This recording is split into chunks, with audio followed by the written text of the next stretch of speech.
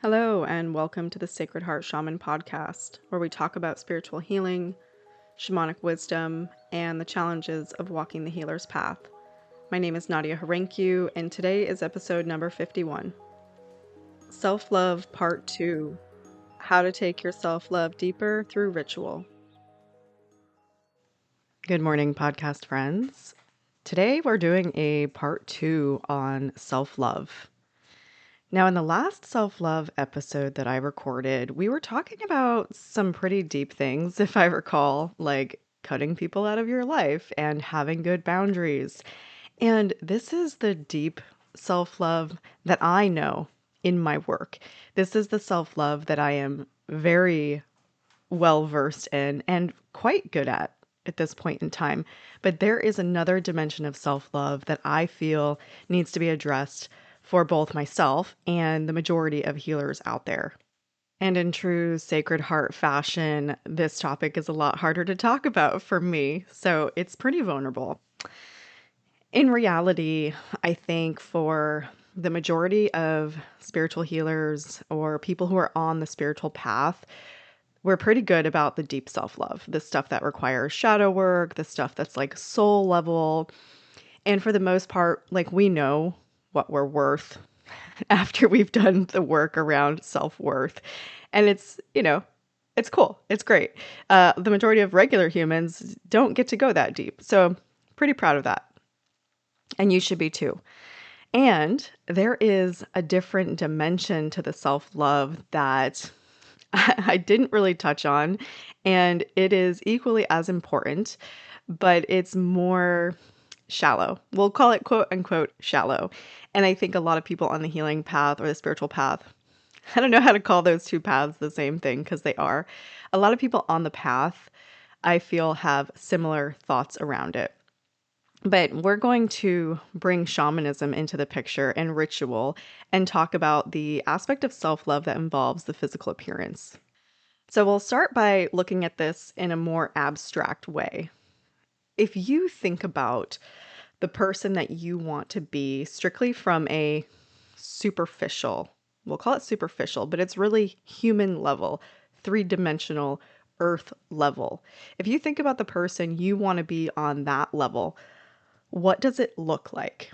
How do you act? How do you dress? How do you look? How does your skin look? How is your body moving on a daily basis? What sorts of things would you describe yourself as, physically speaking? So, for example, if you're struggling with your body not being where you want to be,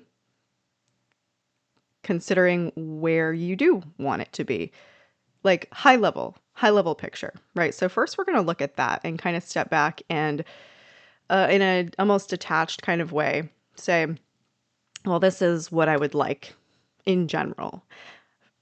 I would like my hair to look like it was done every day. I would like my skin to be clear. I would like my body to be more toned or more voluptuous, or maybe I would like my clothes to look like they fit well, that they go together, that they're high quality, that kind of thing. Now, this request all by itself can bring up a lot of things for people, like the seemingly superficial nature of it, or a lot of judgment, or immediate fear, or a triggering of other things that you've done to look at addressing these issues before. The physical appearance tends to be something we put inside a box when it's like really deeply ingrained in the form of trauma in our life. And for many of us, this is the case. Being raised in like heavy diet culture by women who, or even men who were very focused on looks or who had to use their looks in order to succeed in life, it almost seems like the opposite of a spiritual path for a lot of people. So bear with me on it because I'm going somewhere. It's not a superficial conversation, even though it feels that way. And by definition, actually, it is superficial, right? It's human, it's avatar, but it's still important and it still is tied into self-love. So look at the thing that you would like to improve, that you would like your self-love to really shine through in some of these categories that I've listed, like the hair, the clothes, the body. Or maybe it's something else for you, but I want you to focus on a superficial kind of layer, quote unquote superficial, and look at people who are doing this well. So this is actually a great strategy for anything you want to change. And it really, really surrenders the whole thing to the universe. When you say, okay, I'm going to look at someone else who's doing this the way that I want to do it and not copy what they're doing, but sort of. What do they do in order to achieve this? I'm going to give you an example. For me, like skincare was a big part of my process, and I wanted my skin to look a certain way. I'm struggling with, self-love on one of the levels that's more superficial. And I thought, like, okay, if I could do anything, what feels doable for me right now? What feels digestible? Because the idea of like getting a new yoga membership or starting 5-day a week strength training again, or whatever it is, feels like it's too much for me. And it totally is. And I have to honor that. What doesn't feel like it's too much for me? So I look at women who have a skincare ritual. And I'll never forget, like the first time I saw it was a video on the way African American women take care of their skin. And it's like a multi-step process in the shower. And I thought, that sounds like fun. That sounds really interesting. That sounds like I would enjoy doing it. Normally, the shower is either where I can take a deep breath for the first time all day, or I'm doing it so fast so that I can get on with the rest of my day because I have shit to do. And so I turned it into my ritual space. And I have like one layer of this kind of scrub and one layer of that kind of scrub. And then I get out and I apply moisturizer to my entire body. And the act of doing this has triggered a self-love wave that I was totally not expecting. And yet it's a simple ritual. And this is the basis of the podcast, is how can we bring in a simple ritual that feels good, that feels exciting, that may even be like only step one of the 100 steps we need to take to make the change. But it doesn't matter because it only takes one step. And what could that ritual be for you? Now, this is also where deep shamanic work is starting to come into play. Now, we think about shamanism as like this really complex, really deep life commitment. No, it is also as simple as ritual, and it can be these fun rituals. So when we do everything, not everything, there's a Freudian slip. When we do anything every single day, we are building a foundation. And the key is, what can you do every single day that feels like it's not a big deal, but it is quietly building a foundation? Now, it's easy to imagine even going the kind of self-destructive or negative way with this. If you wake up every day and immediately you're like, fuck my life, or I don't want to be here today, or I need this cup of coffee in order to survive, you are building a foundation that's faulty. Let's be real. If you spent that 1 minute, 2 minute, 5 minutes per day on something that included self-love and compassion, and it maybe not even self-love, maybe just attention, maybe just pleasure. I'm enjoying washing my body with this fun loofah for 3 minutes every single day. And before I know it, I really enjoy touching my body. I really enjoy the way that I feel. I look forward to this ritual every day.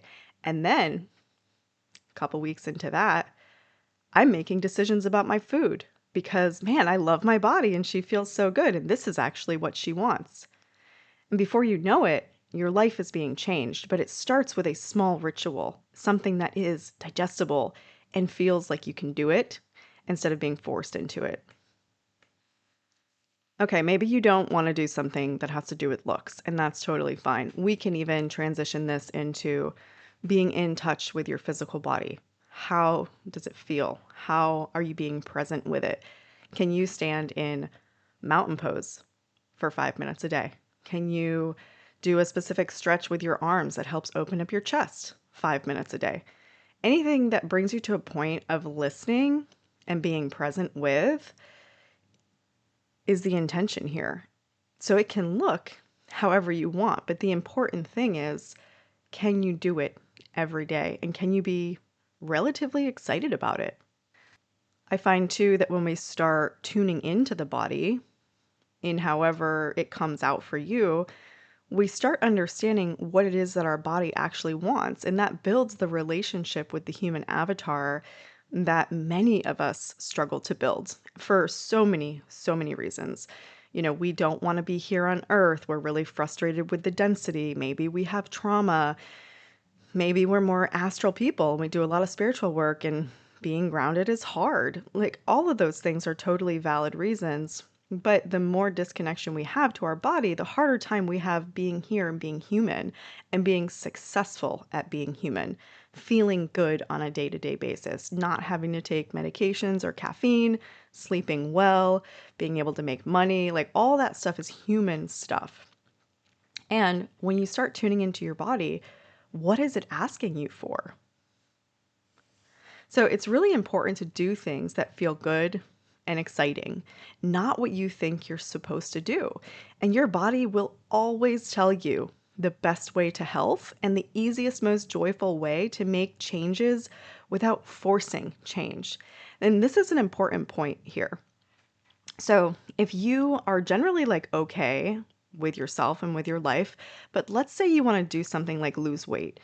Literally the worst thing you can do is go on a diet or do a big change or do boot camp unless you are so excited about it that you couldn't imagine anything else.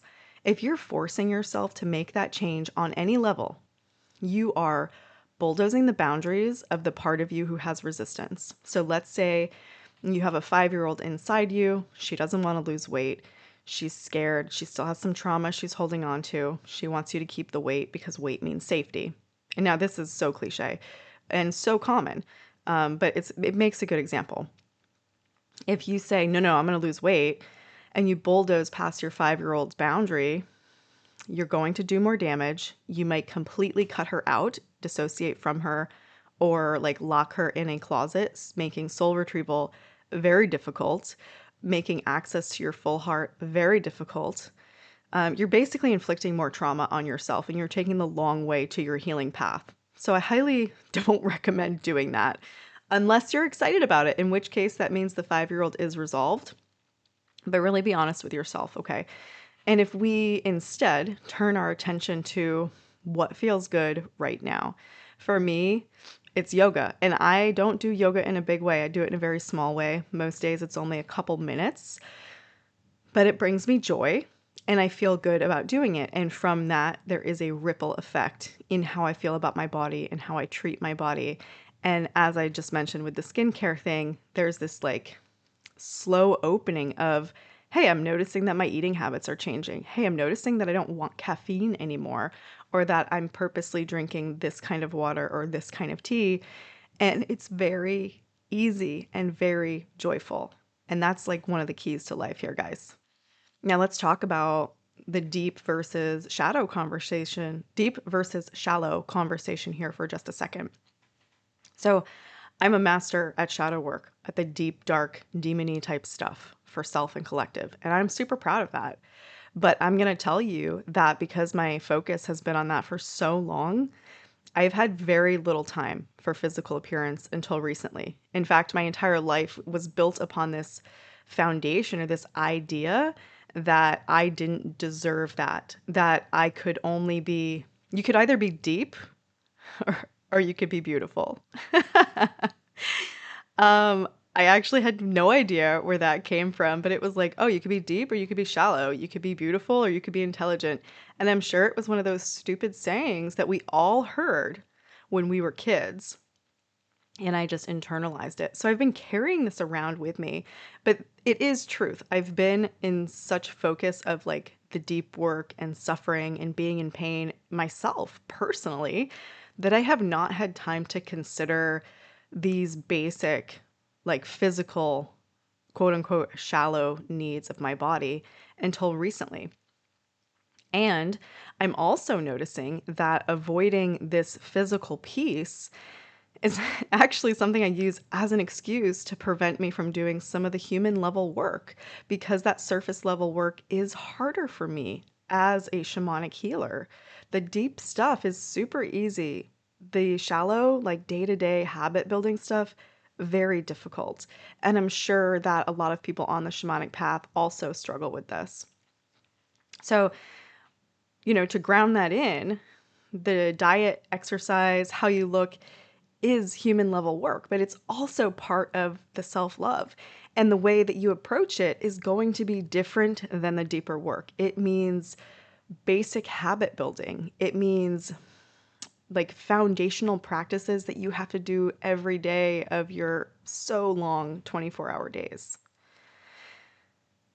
So, just to clarify, I'm not talking about this because I think that I need to look or act a certain way in order to be who I am, but it is about who I want to be. It's about a deep yearning that I have and another dimension of how I experience and express self love. Now, believe me, I have no shame about conducting ceremony or client sessions in joggers, sweatshirts, no makeup, not having showered this morning. Like, it is what it is. Like, sometimes life is just like that. But I find that the deeper I get into like what matters to me and honoring that instead of judging it, I'm like, ooh, I really want this for me. I really want these types of clothes, or I want to have a skincare ritual. I love lashes.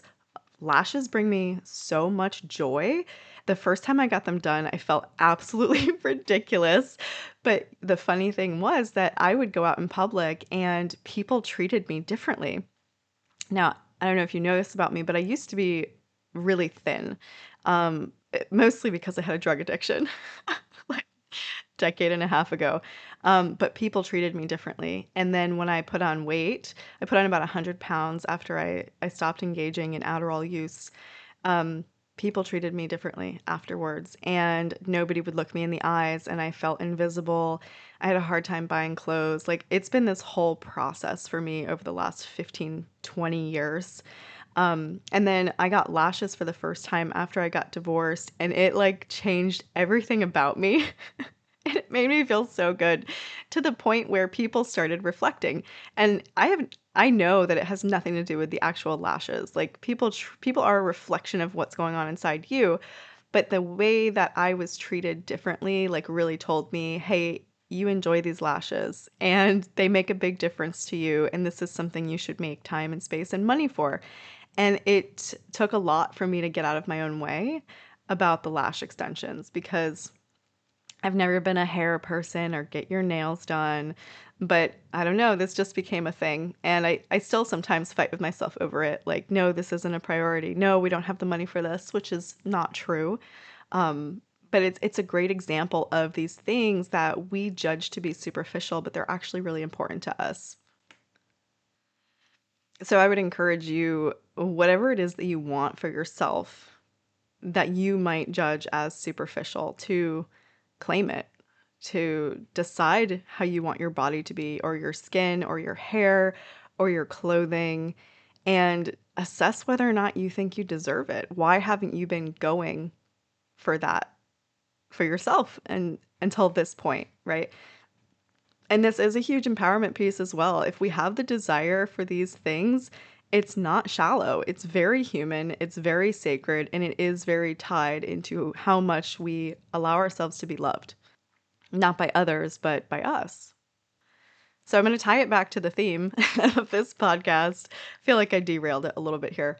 Um, Rituals. Okay. So when it comes to human level changes, it requires change in our habits, change in our day to day. And the best way to change your habits is through looking at the big picture. It's not through immediate goals or even semi immediate goals. What I mean by that is at the beginning of the podcast, I said, look at other people who are what you want to be. Weight is an easy example. Let's say you're 250 pounds. You really want to be 150. You look at this person and they are 150. They didn't get there by doing a crash diet. They didn't get there by restricting or over exercising. They got there by changing their lifestyle. So focusing on that end goal of whatever it is that you want and looking at what that person does on a day-to-day basis and doing the same thing, but starting small. So if you go into your day and you wake up, and if I were this person who had this body that I desire, what choice would I make as soon as I get out of bed? Would you go for a walk? Would you do some yoga? Would you drink 2 glasses of water? Would you choose yogurt instead of pancakes? And starting from there and building your ritual around it. I know weight is a very triggering issue. Maybe that's not the best example, but the point remains. Like, this idea that we must do something drastic and it must happen quickly is not how we build healthy humans. It's not. We change our lifestyle, and that has to be done slow and methodically and with pleasure and enjoyment, or else it's not going to stick. Restriction is not about pleasure, it's about control. Crash dieting, not about pleasure. Might you get some great hits if you lose 10 pounds in your first 2 weeks? Yeah, for sure, but it's not going to last. You're not going to be able to sustain it. And that's why the diet community, or the, diet culture, is so profitable, because this is a known fact. So start with rituals, small, exciting things that you want to do. In terms of the eating ones, like, when I moved to Florida, one of the most unexpected things was I discovered that freezing fruit was like having dessert. So freezing grapes, freezing strawberries, watermelon, cherries, putting a little bit of sugar and lemon juice on it. And so then instead of ice cream every night, I had frozen grapes, and it felt just as luscious. And those choices, when made over time, you're looking about at a pound every 3 weeks or every 4 weeks or whatever. So when you're talking about weight loss as a goal, those long-term things are going to take longer to kick in, but they're going to stick around. You don't want to lose weight so you can look good next year. You want to lose weight so you can be healthy for the rest of your life. And this is also a hard thing in spiritual work, because patience and understanding the big picture, like, you're here for a lifetime. You have to schedule and structure your life accordingly. We're not here for short bursts of time in most cases. I've derailed again. Rituals. So let's say that you want to feel good in your own skin. And we say that kind of metaphorically, but it's not metaphorical. Build a skincare ritual. What's your skincare steps look like? Is it 1 step? Is it 0 steps? Is it 10 steps? Go to Target and buy a, variety pack of samples and freaking play, guys. Play. Get some lotions and some moisturizers and some retinols and serums. Google. Use the Googles. Dry brushing. Oh my God. Dry brushing before a shower. It's so luxurious, so simple, and it actually is so freaking good for you. What's your ritual in the shower? What's your ritual when you get out? Start thinking about that and building it, and like, what sounds good to you? And this is not just for women. Like, this is also the dude thing. Guys can have beautiful skin too. Actually, we encourage it. What about painting your toenails or your fingernails? Very, very simple beauty practice. And with toenails, you don't even have to do it that often. The polish stays on for so long. It's about honoring yourself, like taking that 10 minutes to paint your toenails while you're watching your favorite show and feeling pretty. And then every time you look down, you're like, oh, look at my toes. They're so cute. Make it a thing. Make it fun. The ritualized body presence, like standing in mountain pose, maybe even just downward dog, or maybe plank. Be with your body. If your desire is to be more connected with your physical body, do something small and playful to be connected to it every day. For me right now, I really like tree, I think it's called tree pose. And so I'll stand in tree pose and I'll feel this like thread of energy from the heavens to the earth move through the center of my body. And I just sit with that feeling, and it helps remind me that I connect heaven and earth, and I do so through my body. And it's been bringing greater body awareness and energy awareness for me. Because even when I work with energy on like big scale, I'm not very good about it inside my body because it's just like the opposite of the big scale. Micro movements, like in general, right? How is your posture? Are you doing any stretching to open your chest because you've noticed that like you hunch over or you're standing with your knees buckled, stuff like that. Reclaiming your physical self is an act of self-love, and it is equal partner to the deep inner work. I cannot emphasize enough how important these small rituals are and how much they will change your life if you stick to them.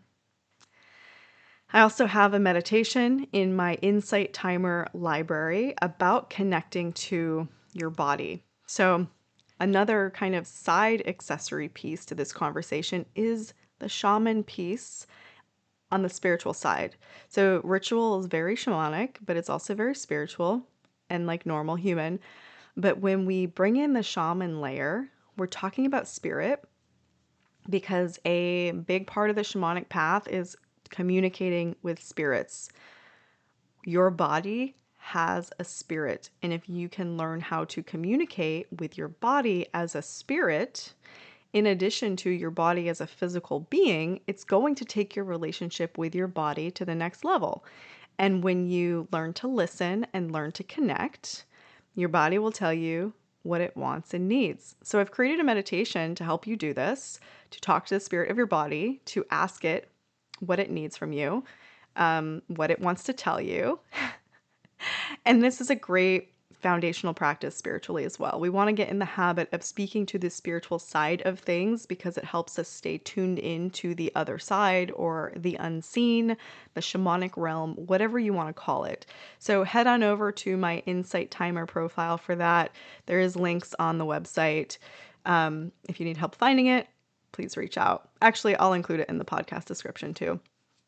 Remember, physical self-love is not less spiritual than the deep inner work. It is an extension of it, and ritual brings these two things together. Thank you for listening, and I'll see you in the next episode. If you enjoyed this podcast and want to know more about me and my work, you can find me at www.sacredheartshaman.com.